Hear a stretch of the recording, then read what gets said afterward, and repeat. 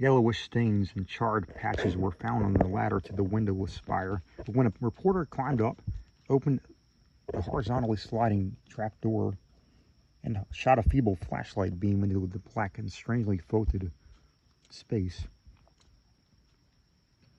he saw nothing but darkness and a heterogeneous litter of shapeless fragments near the aperture.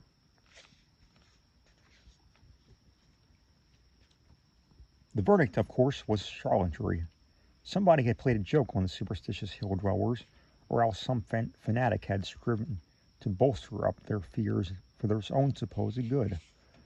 Or perhaps some of the younger and more sophisticated dwellers had staged an elaborate hoax on the outside world. There was an amusing aftermath when the police sent an officer to verify their reports. 3 men in succession found ways of evading the assignment, and the 4th went very reluctantly and returned very soon without adding to the account given by the reporters. From this point onward, Blake's diary shows a mounting tide of insidious horror and nervous apprehension. He upbraids himself for not doing something, and speculates wildly on the consequences of another electrical breakdown. It has been verified that on 3 occasions during thunderstorms, he telephoned the electric light company in a frantic vein and asked that desperate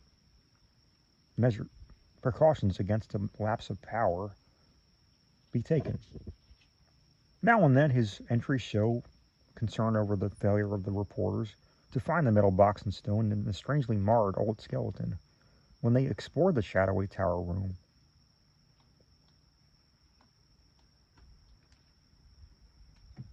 He assumed that these things had been removed, whether and by whom or what, he can only guess. But his worst fears concerned himself in the old kind of unholy rapport he felt to exist between his mind and that lurking horror in the distant steeple, that monstrous thing of night, which his rashness had called out of the ultimate black spaces. He seemed to feel a constant tugging at his will. In callers of that period, remember how he would sit abstractly at his desk and stare out of the west window at that far-off spire-bristling mound beyond the swirling smoke of the city. His entries dwell monotonously on certain terrible dreams, and of a strengthening of unholy rapport in his sleep. There is a mention of a night when he awaked to find himself fully dressed, outdoors, and headed automatically down College Hill toward the west. Again and again he dwells on the fact that the thing in the steeple knows where to find him.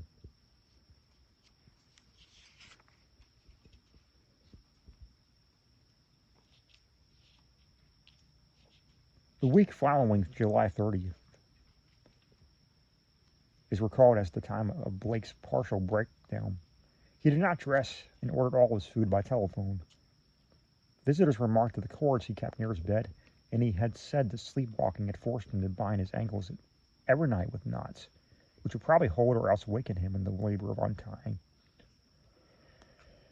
In his diary, he told of the hideous experience which had brought the collapse. On retiring the night of the 30th, he had suddenly found himself groping about in an almost black space.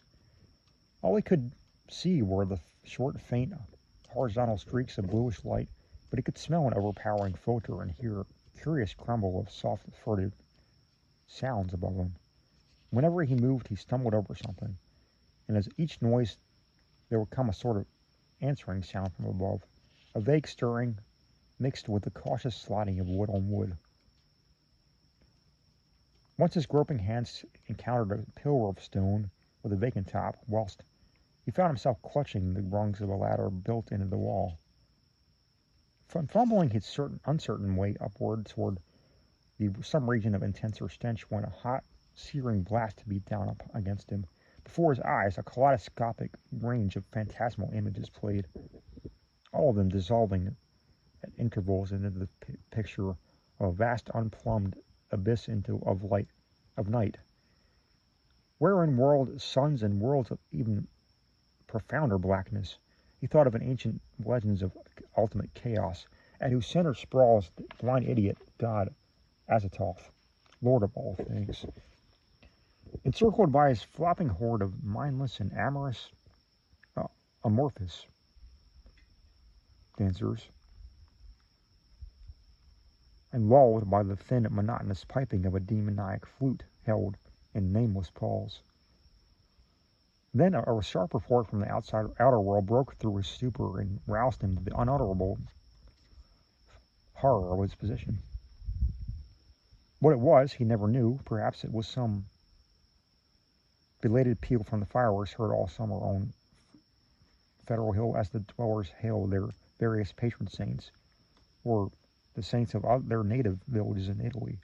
In any event, he shrieked aloud, dropped frantically from the ladder, and stumbled blindly across the obstructed floor of the almost lightless chamber that encompassed him. He knew instantly where he was and plunged recklessly down into the narrow spiral staircase, tripping and bruising himself at every turn. And there was a nightmare flight through a vast cobweb nave whose ghostly arches reached up to the leering realms of leering shadow, a sightless scramble through the literal basement, and climbed to regions of air and streetlights outside. In a mad racing down a spectral hill of gibbering gables, across a grim, silent city of tall black towers, and up the steep eastward precipice to his own ancient door. On regaining consciousness in the morning, he found himself lying on the study floor fully dressed. Dirt and cobwebs covered him, and every inch of his body seemed sore and bruised. When he faced the mirror, he saw that his hair was badly scorched, while a trace of strange, evil odor seemed to cling to his outer clothing. It was then that his nerves broke down. Thereafter, lounging exhaustedly about in a dressing gown, he did little but stare from his west window, shiver at the threat of thunder, and make wild entries in his diary. The great storm broke just before midnight on August 8th. Lightning struck repeatedly in all parts of the city, and 2 remarkable fireballs were reported. The rain was torrential, while a constant fusillade of thunder brought sleeplessness to thousands. Blake was utterly frantic in his fear for the lighting system, and tried to telephone the company around 1 a.m., though by that time the service had been temporarily cut off in the interest of safety. He recorded everything in his diary, large, nervous, and often undecipherable hieroglyphs telling their own story, of growing frenzy and despair, and of entries scrawled blindly in the dark. He had to keep the house dark in order to see out the window, and it appears that most of the time was at his desk,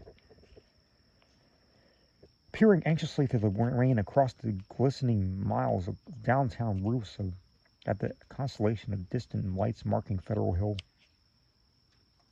Now and then, he would go fumblingly through making an entry in his diary, so that detached phrases such as, "The lights must not go. It knows where I am. I must destroy it. And it is calling to me, but perhaps it means no injury this time," are found scattered down 2 of the pages.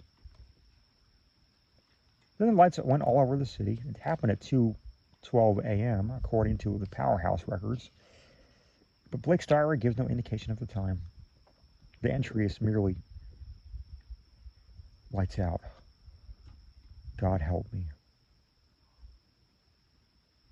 On Federal Hill, they were watchers and anxious as he, and the rain-soaked knots of men and paraded the squares and alleys around the evil church with umbrella-shaded candles, electric flashlights, oil lanterns, crucifixes, and obscured charms of the many sort common to southern Italy.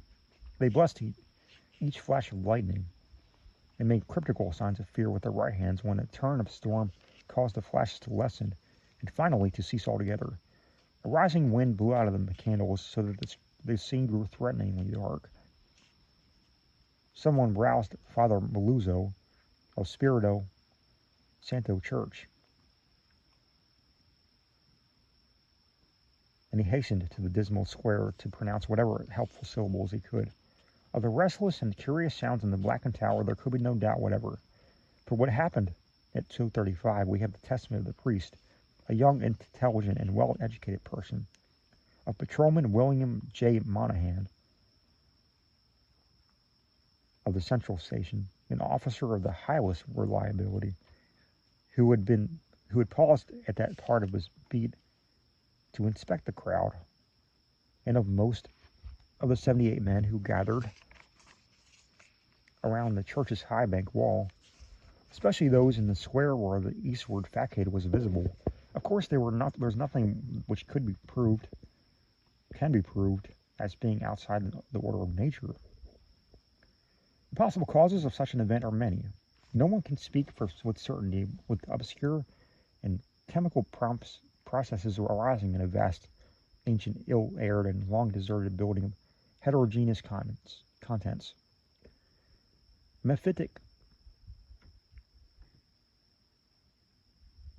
vapors, spontaneous combustion, pressures of gases born of long decay, any one of numberless phenomena might be responsible. And then, of course, the factor of conscious charlatanry can by no means be excluded. The thing was really quite simple in itself, and covered less than 3 minutes of actual time. Father Meluzzo, always a precise man, looked at his watch repeatedly. It started with a definite swelling of the dull, fumbling sounds inside the black tower. There had for some time been a vague exhalation of strange, evil odors from the church, and this some had now become emphatic and offensive. Then at last there was a sound of splintering wood, and a large, heavy object crashed down in the yard beneath the frowning easterly facade. The tower was invisible now that the candles would not burn, but as the object neared the ground, the people knew that it was a smoke-grimed louver-built boarding of that tower's east window. Immediately afterwards, an unbearable odor welled forth from the unseen heights, choking and sickening the trembling watchers, and almost prostrating those in the square. At the same time, the air trembled with a vibration as of flapping wings, and suddenly east-blowing wind, more violent than any previous blast, snatched off the hats and wrenched the dripping umbrellas of the crowd. Nothing definite could be seen in the candleless night, though some upward-looking spectators thought they glimpsed a great spreading blur of denser blackness against the inky sky, something like formless cloud of smoke that shot with meteor-like speed toward the east.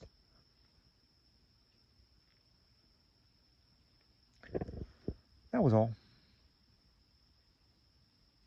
The watchers were half numbed with fright, awe, and discomfort, and scarcely knew what to do, or whether to do anything at all.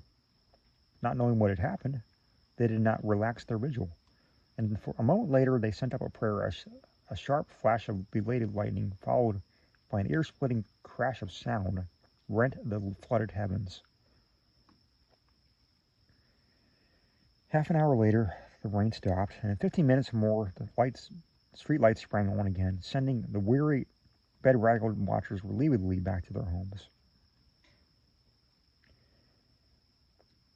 The next day's papers gave these minor mentions in connection with the general storm reports. It seems that the great lightning flash and deafening explosion which followed the Federal Hill occurrence was even more tremendous farther east, where a burst of the singular odor was likewise noted. The phenomenon was most marked over College Hill, where the crash awaked the sleeping inhabitants to a bewildered round of speculations. Those who were already awake only saw a few of the anomalous blaze of light near the top of the hill, or noticed the inexplicable upward rush of air which almost stripped the leaves from the trees and blasted the plants in the gardens.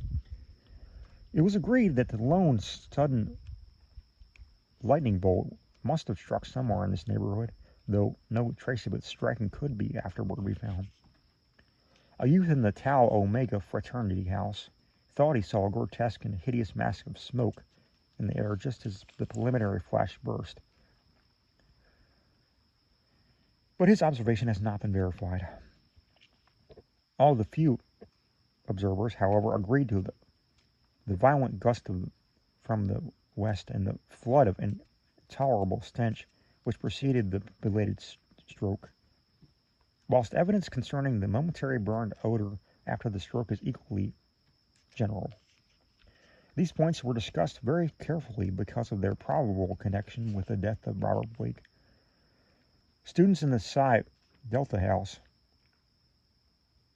whose upper rear windows looked into Blake's study, noticed the blurred white face at the westward window on the morning of the 9th, and wondered what was wrong with the expression.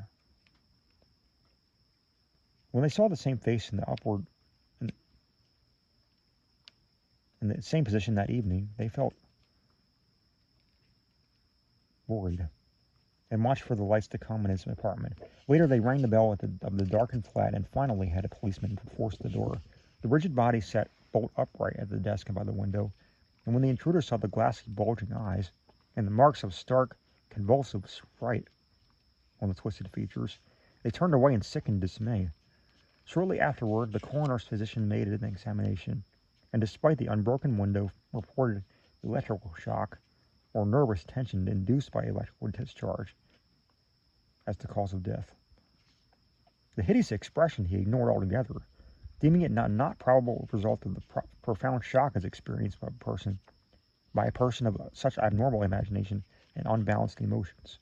He deduced these latter qualities from the books, paintings, and manuscripts found in the apartment, and from the blindly scrawled entries in the diary on the desk. Blake had prolonged his frenzied jottings to the last, and the broken pointed pencil was found clutched in a spasmodically contracted right hand. The entries after the failure of the lights were highly disjointed and legible only in part. From them, certain investigators have drawn conclusions differing greatly from the materialistic official verdict, but such speculations have little chance for belief among the conservative. The case of these imaginative theories had not been helped by the action of superstitious Dr. Dexter, who threw the curious box in angled stone, an object certainly self-luminous, as seen in the black windowless steeple where it was found, into the deepest channel of Narragansett Bay.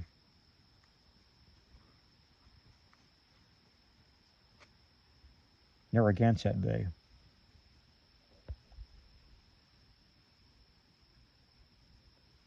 Excessive imagination and neurotic unbalance on Blake's part, aggravated by knowledge of the evil bygone cult whose startling traces he had uncovered, formed the dominant interpretation given to those final frenzied jottings. These are the entries, or all that can be made of them. Light's still out. Must be 5 minutes now. Everything depends on lightning. Yadeth, granted, will keep up. Some influence seems beating through it. Rain and thunder and wind deafen. The thing is taking hold of my mind. Trouble with memory. I see things I've never knew before. Other worlds, other galaxies, dark.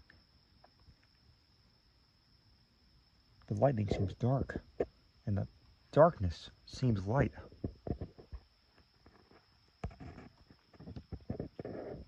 It cannot be the real hill and church that I see in the pitch darkness. It must be retinal impression left by flashes. Heaven grant the Italians are out with their candles if the lightning stops.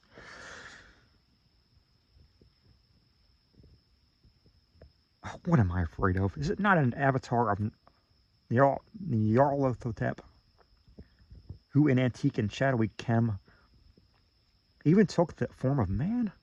I remember Yuggoth and most distant Shagai and ultimate void of the black planets. The long and winging flight through the void cannot cross the universe of light, recreated by thoughts caught in the shining trapezohedron, sent it through the horrible abysses of radiance.